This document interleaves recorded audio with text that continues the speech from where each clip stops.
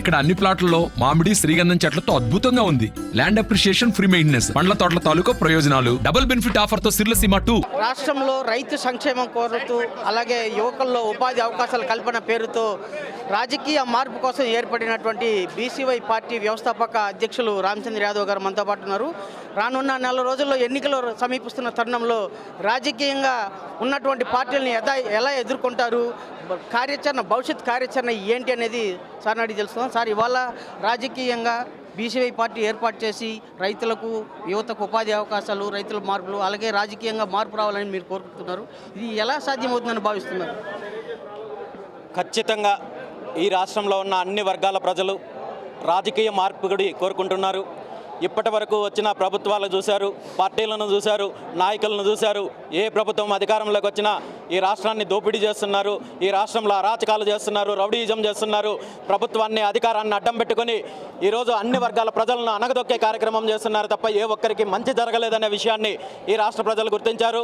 ఈ రాష్ట్రంలో ఒక ప్రత్యామ్నాయ రాజకీయం దిశగా రైతులకు, యువతకు, మహిళలకు, ముఖ్యంగా బడుగు బలహీన వర్గాలకు రాజకీయ ఆర్థిక స్వాతంత్రం కోసము, సామాజిక స్వాతంత్రం కోసము ఒక ప్రత్యామ్నాయ రాజకీయ దిశగా ఆవిర్భవించిన పార్టీ భారత చైతన్య యువజన పార్టీ. వచ్చే అసెంబ్లీ, పార్లమెంటు ఎన్నికలను రాష్ట్ర వ్యాప్తంగా అన్ని నియోజకవర్గాల్లో కూడా పార్టీ పోటీ చేయడానికి సిద్ధంగా ఉంది. వచ్చే ఎన్నికల్లో ఈ రాష్ట్రంలో ఇప్పటి వరకు దోపిడీ చేసిన ఈ కుటుంబ పార్టీలు ఏవైతే ఉన్నాయో, వారసత్వ పార్టీలు ఏవైతే ఉన్నాయో, వీటికి బుద్ధి చెప్పడానికి ఈ రాష్ట్ర ప్రజలు సిద్ధంగా ఉన్నారని చెప్పి సందర్భంగా తెలియజేస్తున్నారు. ప్రధానంగా ఈ ఎన్నికల్లో మీ ప్రణాళిక అంటే ప్రజలకు వివరిస్తున్నటువంటి మీ ప్రధాన అంటే రైతు సంక్షేమం, యువజన ఉపాధి అవకాశాలు ఇలాంటివి చెప్తున్నారు కదా, ఏ విధంగా సాధ్యమవుతుందని భావిస్తున్నారు? అంటే గత దేశ చరిత్రలో పరిశీలిస్తే ఇటీవల 2009లో పీఆర్పీ వచ్చింది, అలాగే 2014లో సమైక్యాంధ్ర పార్టీ వచ్చింది. ఇలాంటి పార్టీలు పుట్టుకొస్తున్నాయి, పోతున్నాయి. ఈ తరుణంలో మీరెలా దీన్ని భావిస్తారు, మీరెలా దీన్ని ఎదుర్కొంటారు? ఇప్పటి వరకు ఉన్న పార్టీలు కేవలము ఓటు బ్యాంక్ రాజకీయాలు చేస్తూ, తప్పుడు హామీలు, తప్పుడు వాగ్దానాలు ఇస్తూ, ఉచిత పథకాల పేరు చెప్పి ప్రజలను మభ్యపెట్టి అధికారంలోకి వచ్చిన తర్వాత ఏ ఒక్క వర్గానికి మంచి చేయకపోగా కేవలము దోపిడీ చేయడానికి, అరాచకాలు చేయడానికి మాత్రమే అధికారాన్ని ఉపయోగించుకుంటున్నారు. బీసీ యువజన పార్టీ ఆవిర్భావం రోజే స్పష్టంగా తెలియజేయడం జరిగింది. పార్టీ మేనిఫెస్టో విడుదల చేయడం జరిగింది. ఏ ఒక్క ఉచిత పథకం గురించి బీసీ యువజన పార్టీ మాట్లాడడం లేదు. ఈ రాష్ట్రంలో ఉన్న అన్ని వర్గాల ప్రజలకు కావాల్సిన నిజమైన అభివృద్ధి ఏం కావాలి, నిజమైన ప్రభుత్వ తోడ్పాటు ఏ విధంగా ఉంటే ఈ రాష్ట్రంలో అన్ని వర్గాల అభివృద్ధి చెందుతాయి అనే ఆలోచనతో ఒక స్పష్టమైన హామీలతోటి, స్పష్టమైన మేనిఫెస్టోతో ప్రజల ముందుకు వస్తున్నాము. ఖచ్చితంగా మా పార్టీని ఈ రాష్ట్రంలో ఉన్న అన్ని వర్గాల ప్రజలు ఆదరిస్తారని చెప్పి 100% నమ్ముతున్నాం. అంటే రాష్ట్రంలో వ్యవసాయ సాగు విధానం అధిక ప్రాధాన్యత ఉన్నట్ట క్రమంలో మీరు ఇస్తున్న భరోసా ఏంటి? ఖచ్చితంగా ఆంధ్రప్రదేశ్ రాష్ట్రంలో వ్యవసాయానికి ఉన్నంత అనుకూలత బహుశా భారతదేశంలో ఎక్కడా లేదు. అందుకే ఆంధ్రప్రదేశ్ రాష్ట్రాన్ని అన్నపూర్ణగా, భారతదేశానికి ధాన్యాగారంగా పిలుస్తున్నాము. కానీ ఈరోజు మనం రాష్ట్రంలో పరిస్థితులు తీసుకుంటే ప్రతి సంవత్సరము ఆహార నిల్వలు తగ్గిపోతున్నాయి, పంటలు పండించే రైతులు వలసలు వెళ్ళిపోతున్నారు.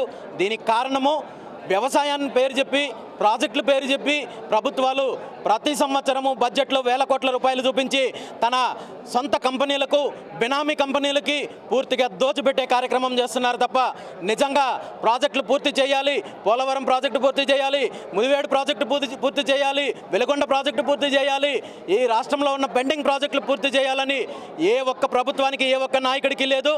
గత కొన్ని రోజుల ముందు తీసుకున్నట్టయితే ఈ రాష్ట్ర ముఖ్యమంత్రి జగన్మోహన్ రెడ్డి గారు కేవలం రైతులను మభ్యపెట్టడానికి, రైతులను వంచడానికి పూర్తిగా నీళ్లు రాని ప్రాజెక్టులని ఓపెనింగ్ పేరు చెప్పి, ప్రారంభాల పేరు చెప్పి రైతులకి తప్పుడు సంకేతాలు ఇచ్చే కార్యక్రమం చేస్తున్నారు. అంతే తప్ప రాష్ట్రంలో రైతులకు మంచి జరగాలని, నీరు అందించాలని చెప్పి ప్రభుత్వానికి లేదు, ఏ పార్టీకి లేదు. ఖచ్చితంగా బీసీ యువజన పార్టీకి అవకాశం వస్తే ఈ రాష్ట్రంలో ఉన్న అన్ని పెండింగ్ ప్రాజెక్టులు పూర్తి చేయడంతో పాటు ఒక పక్క వ్యవసాయాన్ని అభివృద్ధి చేసి ఈ రాష్ట్రంలో పాడి పరిశ్రమను అన్ని రకాలుగా అభివృద్ధి చేసే కార్యక్రమం చేస్తామని చెప్పి స్పష్టంగా హామీ ఇవ్వడం జరిగింది. ఈ రాష్ట్రంలో ఉన్న ప్రతి రైతుకి కూడా ఒక ఆవు ఉచితంగా ఇచ్చి ప్రతి మండలంలో కూడా ఒక డైరీ ఏర్పాటు చేసే కార్యక్రమం కూడా బీసీ యువజన పార్టీ చేస్తుంది. అదేవిధంగా పంటలకు రైతులకు సంబంధించి అన్ని రకాలుగా వ్యవసాయ అభివృద్ధి కోసం బీసీ యువజన పార్టీ కృషి చేస్తుందని చెప్పి ఈ సందర్భంగా తెలియజేస్తుంది. చివరగా ఇప్పుడు ఎన్నికలకు సన్నద్ధమవుతారు. అటు టీడీపీ ఇటు వైసీపీ అభ్యర్థులను సైతం ప్రకటించారు. మీరు ఇంతవరకు అభ్యర్థులను కూడా ఇంకా ఫుల్ఫిల్ చేసుకోలేదు. ఈ క్రమంలో రానున్న ఎన్నికలకు మీరు ఎలా పోటీ పడతారు? పార్టీకి సంబంధించిన అభ్యర్థుల ఎంపిక కసరత్తు ఇప్పటికే మొదలైంది. ఈ 18వ తేదీ నుండి 21వ తేదీ ఈ 4 రోజుల పాటు పార్టీ కేంద్ర కార్యాలయంలో సమీక్షా సమావేశాలు నిర్వహించి 22వ తేదీన రాష్ట్ర వ్యాప్తంగా మా పార్టీ తరపున పోటీ చేసే అభ్యర్థుల వివరాలు వెల్లడించడం జరుగుతుంది. రాజకీయంగా అన్ని విధాలా సన్నద్ధమవుతూ అభ్యర్థుల ప్రక్రియ అన్నీ పూర్తి చేసుకొని రానున్న ఎన్నికలకు అన్ని సర్వం సన్నద్ధమవుతుందని చెప్పి రామచంద్ర యాదవ్ పేర్కొన్నారు. వీడియో జర్నలిస్ట్ మణితో రవి, తిరుపతి. మరిన్ని వీడియోస్ కోసం ఛానల్ ని సబ్స్క్రైబ్ చేయండి. లేటెస్ట్ అప్డేట్స్ కోసం వాట్సాప్ ఛానల్ ని ఫాలో చేయండి. అండ్ లింక్ డిస్క్రిప్షన్ లో ఉంది.